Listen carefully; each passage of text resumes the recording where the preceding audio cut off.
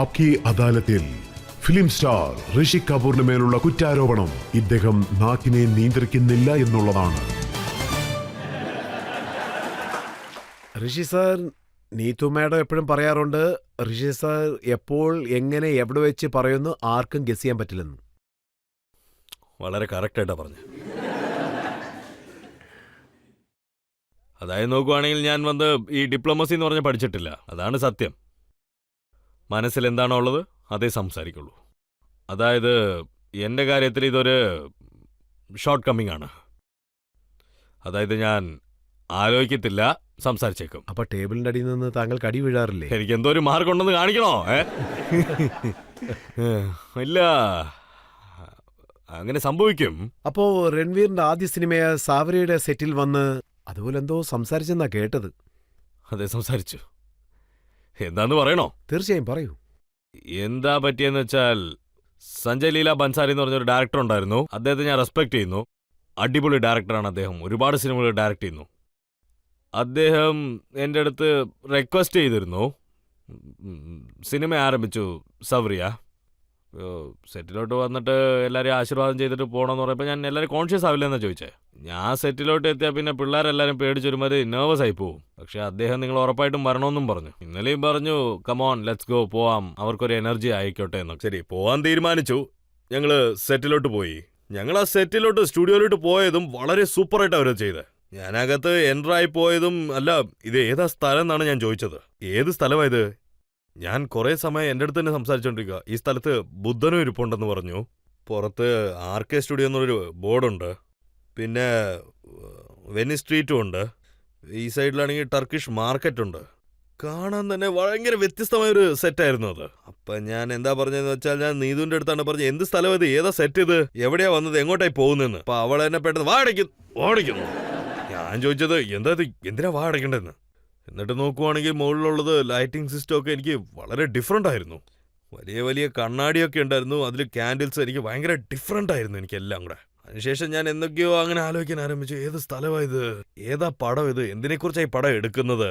ഇങ്ങനെയൊന്നും അവിടെ സംസാരിച്ചിരിക്കാൻ പാടില്ല. I know I am a diplomatic person. തോളം സംസാരിക്കാൻ പാടില്ലായിരുന്നു. വായടങ്ങത്തില്ലല്ലോ. അതായത് നമ്മുടെ ഫിലിം സ്റ്റാർ രാത്രിയിൽ ഒരു കറുത്ത കണ്ണാടി ധരിച്ച താങ്കൾക്ക് എന്താണ് കുഴപ്പം? അത് ഇതൊക്കെ ഒരു പ്രോബ്ലം ആണ്. പ്രോബ്ലം അല്ലേ? ഞാൻ വിചാരിക്കും ഇടയ്ക്ക് കറുത്ത കണ്ണാടി ഇടുന്നോണ്ട് അതിന്റെ ഒപ്പം ഒരു ടോർച്ച് കൊണ്ട് ഉണ്ട് അവിടെ കണ്ണ് കാണാനായിട്ട്.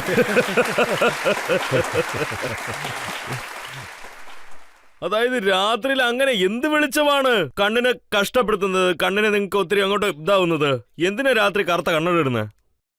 എനിക്കിപ്പോൾ ഒരു കാര്യം അറിയാൻ മേല. ഈ ആക്ട്രസ് ഒക്കെ ഇങ്ങനെ നോക്കുവാണെങ്കിൽ ഞങ്ങളുടെ ജനറേഷനിൽ ഞങ്ങൾ ഇങ്ങനെയൊന്നും ചെയ്തിട്ടേ ഇല്ല.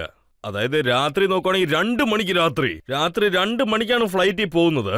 കണ്ണടയാണ് ഇട്ടേക്കുന്നത്. തൊപ്പി പിന്നെ രാത്രി വെയിലടിക്കുന്നുണ്ടെന്നും തോന്നുന്നു എനിക്ക്. ബട്ട് രാത്രി കണ്ണട കണ്ണിലിട്ടുണ്ട് എന്തിനാടാ വെളി പോകുന്നത് നിങ്ങള്? ഈ വൃത്തികെട്ടവന്മാർക്ക് എന്തോരം പറഞ്ഞാലും മനസ്സിലാവില്ല. ഹീറോയിൻസ് ഒക്കെ മനസ്സിലാക്കുന്നുണ്ട്, ഈ ആമ്പിള്ളേരെ മനസ്സിലാക്കാത്തത്. അതായത് ഞാൻ വന്ന സ്കൂൾ ഇങ്ങനെയാണ്, എന്റെ തിങ്കിങ് ഒക്കെ ഇങ്ങനെയാണ്. ഞാൻ പറയുന്നത് ശരിയാണോ തെറ്റാന്നൊന്നല്ല, ഞാൻ ഇങ്ങനെയാണ് ചിന്തിക്കുന്നത്. നിങ്ങളെ കൊണ്ട് അത് തടയാൻ പറ്റില്ല. മനസ്സിൽ തോന്നുന്നത് അങ്ങനെ തന്നെ പറയും. ഈ ഫിലിം സ്റ്റാറിനോടൊപ്പം എപ്പോഴും ഒരു ബോഡി ഗാർഡ്സ് കാണും. അതെ, താങ്കൾ അവരെയും കളിയാക്കുകയല്ലേ? ഞാൻ ബോഡി ഗാർഡ്സിനെ ഒന്നും കമന്റ് അടിച്ചില്ലല്ലോ. ഇപ്പൊ ഇരിക്കുന്ന ഈ കാലത്ത് ഒരുപാട് പേര് വന്ന് ആക്ടർ പോപ്പുലാരിറ്റി ഉണ്ട്. ഒരുപാട് പേര് ഫോൺ ഉള്ളത് കൊണ്ട് ഫോട്ടോ എടുക്കാനായിട്ട് വരുന്നുണ്ട്. പിന്നെ എല്ലാവരെയും ഫോൺ ഉള്ളത് കൊണ്ട് ക്യാമറയിൽ ഫോട്ടോ എടുക്കാനായിട്ട് കുറച്ച് ക്രൗഡൊക്കെ കൺട്രോൾ ചെയ്യണം. കാര്യം പറഞ്ഞിരുന്നു, ഈ ഹോളിവുഡ് ആർട്ടിസ്റ്റ് ഒക്കെ എങ്ങനെ റോഡിൽ കൂടെ നടക്കുന്നു എന്നുള്ള കാര്യം. Hollywood artist. അതെ അതെ, നിങ്ങൾ അതിനെ കുറിച്ചാ പറയുന്നല്ലേ? പക്ഷെ ഇവിടെയുള്ള ആർട്ടിസ്റ്റുകൾക്ക് അത് ബുദ്ധിമുട്ടുള്ളൊരു കാര്യമാണ്. നിങ്ങൾ എന്നെ കുറിച്ച് ഒരുപാട് റിസർച്ച് ചെയ്തെന്ന് തോന്നുന്നു. ഞാൻ ഒരു പ്രാവശ്യം മിസ്റ്റർ ഗ്രെഗറി പെർക്ക്, എൻ്റെ അച്ഛൻ അന്ന് ന്യൂയോർക്കിലായിരുന്നു എൻ്റെ അച്ഛൻ. അതായത് അന്നൊരു ഹോസ്പിറ്റലിൽ അദ്ദേഹത്തിനൊരു ട്രീറ്റ്മെന്റ് ആയിരുന്നു. അപ്പോൾ ഗ്രെഗറി പെർക്ക് സാറിന്റെ വൈഫും എൻ്റെ വൈഫും ഫ്രണ്ട്സ് ആയിരുന്നു. അവരൊക്കെ നല്ല ഫ്രണ്ട്സാണ്. സോ മിസ്റ്റർ ഗ്രെഗറി പെർക്ക് അവരുടെ മിസ്സസ് എൻ്റെ ഹോട്ടലിൽ വന്നിരുന്നു കാണാനായിട്ട്. അതായത് യുനോ വെരി സിമ്പിൾ പീപ്പിൾ. പിന്നെ ഒരു കാര്യം പറയണം, ഗ്രെഗറി പെർക്ക് വാസ് 6'8" to 6'9", ഭയങ്കര ഹൈറ്റുള്ള മനുഷ്യനാണ്. എനിക്ക് ഭയങ്കര പൊക്കം കുറവാണ്. അദ്ദേഹത്തിന് മുമ്പ് ഞാൻ ഇത്ര ഉണ്ടാവുള്ളൂ. അതായത് ആഫ്റ്റർ മീറ്റിംഗ് ഹിം അദ്ദേഹം ഒരു റിക്വസ്റ്റ് ചെയ്തിരുന്നു എനിക്ക്. ശരി, ഓക്കെ, ഞങ്ങൾ ഇറങ്ങുവാണ്, വി വിൽ ലീവ്. താഴെ വന്നിരുന്നു ആ നിറഞ്ഞ റോഡിൽ, മിനാട്ടലില് ഫുൾ റോഡില് ആ സെന്ററിൽ അദ്ദേഹം അന്ന് മറ്റേ ആ സമയത്ത് ഫോണൊന്നും ഇല്ല കേട്ടോ. സോ വെയിറ്റ് ചെയ്തുകൊണ്ടിരുന്നു. അന്ന് അദ്ദേഹം ടൈമിംഗ് പറഞ്ഞപ്പോൾ ആ ടൈമിങ്ങിനെ വരാൻ പറ്റുള്ളൂ ആ ഡ്രൈവറൊക്കെ അന്ന്. അതാണ് കാര്യം. ആള് കൂടിയ റോട്ടില് ജനങ്ങൾ അങ്ങോട്ടും ഇങ്ങോട്ടും ചുറ്റുമാണ്, വണ്ടികൾ അത്രയും പോകുന്നുണ്ട്, ഒരുപാട് പേര് നിപ്പുണ്ട്. ഒരുപാട് പേര് അദ്ദേഹത്തിന് ഒന്ന് ഷെയ്ക്ക് ഹാൻഡ്സ് കൊടുത്തു. ചിലവരാണെങ്കിൽ ഫോട്ടോ എടുത്തിട്ടുണ്ട്. വളരെ പേഷ്യൻസിനോടൊപ്പം അദ്ദേഹം അവിടെ നിന്ന് അദ്ദേഹത്തിന്റെ ഫാൻസിനെയൊക്കെ ഒബ്ലിഗേറ്റ് ചെയ്തു. ഞാൻ ഇന്നും ആലോചിക്കുവാണ്, ഇന്നൊരു ആക്ടറിന്റെ ഒരു സിനിമ റിലീസായാൽ മതി, അവരെല്ലാരും കൂടെ അവർക്ക് എന്തോരു ബോഡി ഗാർഡ്സ് ഉണ്ടോ അത്ര ഫാൻസ് പോലും ചിലപ്പോൾ കാണില്ല. അത്രയും ബോഡി ഗാർഡ്സ് വേണം അവർക്ക്. സോ ഐ ഗെസ് ഇതിപ്പോൾ ഒരു സ്റ്റൈലായി മാറിപ്പോയി. ഞാൻ ഇതുപോലെ ഒരുപാട് ആർട്ടിസ്റ്റിനെ കണ്ടിട്ടുണ്ട്. ഇപ്പോൾ ചിലർ റോട്ടിൽ നടന്നു പോകുമ്പോൾ ആരും, അങ്ങനെയാണ് ഞാൻ ഒരു വട്ടം ഡെമി മൂറിനെ കണ്ടത്. നടന്നു പോകുന്ന സമയത്ത് ഡസ്റ്റൻ ഹോപ്പ് സാറിന്റെ പ്ലേ കണ്ടിട്ടുണ്ട് ഞാൻ. അതായത് അദ്ദേഹത്തിനെ ഞാനാണ് കാണാൻ പോയത്. അല്ല, ഇതിനെക്കുറിച്ച് പറയാമോ എനിക്ക്? ഒരു വട്ടം ഞാൻ അദ്ദേഹത്തിന്റെ പ്ലേ കാണാൻ പോയിരുന്നു, മെർച്ചന്റ് ടു വെനിസ്, ലണ്ടനിൽ. സ്പെഷ്യലി ആ പ്ലേ കാണാനാണ് പോയത് ലണ്ടനിൽ. ഓക്കെ, അവിടെ വന്ന് സെറ്റിലായ നമ്മുടെ ഈ ഇന്ത്യൻ ആൾക്കാരുണ്ടാവുമല്ലോ, അവിടെ ഒരു ആക്ട്രസ് എന്ന് പറഞ്ഞാൽ അവർ വല്ലാണ്ട് ഇംപ്രസ് ചെയ്യും. റോൾസ് റോയ്സ് ഉണ്ടല്ലോ, ആ വണ്ടി എടുത്തോണ്ടാണ് എന്നെ ഹാളിലോട്ട് അവർ വിളിച്ചോണ്ട് പോയതൊക്കെ. അത് അബ്രോഡിൽ അന്ന് ആ പ്ലേസ് നടക്കുന്ന സമയത്ത്. അപ്പം ഞാൻ റോൾസ് റോയ്സിലായിരുന്നു പോയത്. എന്നെ കൊണ്ട് എപ്പോൾ വിചാരിച്ചാലും ആ വണ്ടിയിൽ പോകാൻ കഴിയും. എന്നെ പിക്ക് ചെയ്യാനായിട്ട് വന്ന പിന്നെ ഡസ്റ്റൻ ഹോപ്പ് സാർ പ്ലേ ചെയ്യുന്നത് ഞാൻ കണ്ടിരുന്നു. അദ്ദേഹം അന്ന് ഷൈലോക്കിന്റെ റോളായിരുന്നു പ്ലേ ചെയ്തത്. പുള്ളി അത് പൊളിച്ചടിക്കെന്ന് പറയാം. അതായത് എങ്ങനെയാണ് ഏർപ്പാട് ചെയ്തിരുന്നതെന്ന് വെച്ചാൽ, പ്ലേ കഴിഞ്ഞ അടുത്ത സെക്കൻഡ് അദ്ദേഹത്തെ കാണുന്ന രീതിക്കാണ്. അതിനുശേഷം ബാക്ക് സ്റ്റേജിൽ ചെന്നിട്ട് ഞാൻ അദ്ദേഹത്തിനെ കണ്ടിരുന്നു. അദ്ദേഹവും വളരെ നന്നായിട്ട് സംസാരിച്ചു. പിന്നെ വളരെ മര്യാദയോടെ എല്ലാവർക്കും അൺലൈക്ക് മീ ഓട്ടോഗ്രാഫൊക്കെ ഇട്ട് കൊടുത്തു. ചിലർ പൂവൊക്കെ കൊടുത്തിരുന്നു. ബ്രിട്ടനിൽ വളരെ വില കുറഞ്ഞ വണ്ടിയായിരുന്നു അത്. എനിക്ക് എന്താ പറഞ്ഞതെന്ന് വെച്ചാൽ, ആ വണ്ടിയുടെ പേരാണ് ഫോർഡ് എസ്കോർട്ട്. ഫോർഡ് എസ്കോർട്ട് എന്ന് പറഞ്ഞൊരു കാർ ഉണ്ടായിരുന്നു. ഡസ്റ്റൻ ഹോപ്പ്മാൻ സാർ അത്ര വലിയൊരു ആർട്ടിസ്റ്റാണ്. അദ്ദേഹത്തിന് അതായിരുന്നു അന്ന് കാറ്. കണ്ടില്ലേ അവർ ഡൗൺ ടു എർത്ത് എത്ര സിമ്പിൾ ആണെന്ന്. പക്ഷെ ഞാൻ എന്താന്ന് വെച്ചാൽ റോൾസ് റോയ്സിലാണ് പോയത്. എനിക്ക് എന്തോ ഒരു സങ്കടം ഉണ്ടായെന്ന് വെച്ചാൽ അന്ന് this is called you know humanity. എന്നെ റോൾസ് റോയ്സിൽ വിളിച്ചോണ്ട് പോകാനായിട്ട് ഞാൻ പ്രതീക്ഷിച്ചില്ലായിരുന്നു. എന്റെ ഫ്രണ്ടാണ് എന്നെ വിളിച്ചോണ്ട് പോയത്. These people are like very simple people. നമ്മളാണ് ഓവർ ബിൽഡപ്പ് ചെയ്യുന്നത്. വലിയ കാറ്, ബോഡി ഗാർഡ്, കറുത്ത കണ്ണട, ഇങ്ങനത്തെ എല്ലാം. ഒന്ന് സിമ്പിളായിട്ടിരിടാ. ഇപ്പോഴത്തെ ഈ ബോഡി ബിൽഡിംഗ് ഒക്കെ കണ്ടിട്ട് താങ്കൾക്ക് സങ്കടം തോന്നാറുണ്ടോ? അല്ല, ഇത് നോക്കൂ, ഹെൽത്തി ആവുന്നത് ഒരു പ്രയോറിറ്റിയാണ്. ഞങ്ങളുടെ സമയത്ത് അങ്ങനെയൊന്നും ഇരുന്നിട്ടില്ല, പിന്നെ അതിന്റെ ആവശ്യവുമില്ലായിരുന്നു. ഇപ്പം ഞാൻ എന്താ കാണുന്നതെന്ന് വെച്ചാൽ, ഒന്ന് വിഷമിക്കേണ്ട കാര്യം എന്താന്ന് വെച്ചാൽ രജിത് സാർ, ഒരുപാട് പേര് നോക്കുവാണെങ്കിൽ മസിൽ ഉണ്ടാക്കാനായിട്ട് അവർ വളരെയധികം ശ്രദ്ധ കൊടുക്കുന്നുണ്ടെന്ന് തോന്നുന്നു. ഒരുപാട് സമയം വേസ്റ്റ് ചെയ്യുന്നുണ്ട്. പക്ഷെ ആക്ടിങ് മസിൽ മുഴുവനും പോയേക്കുക.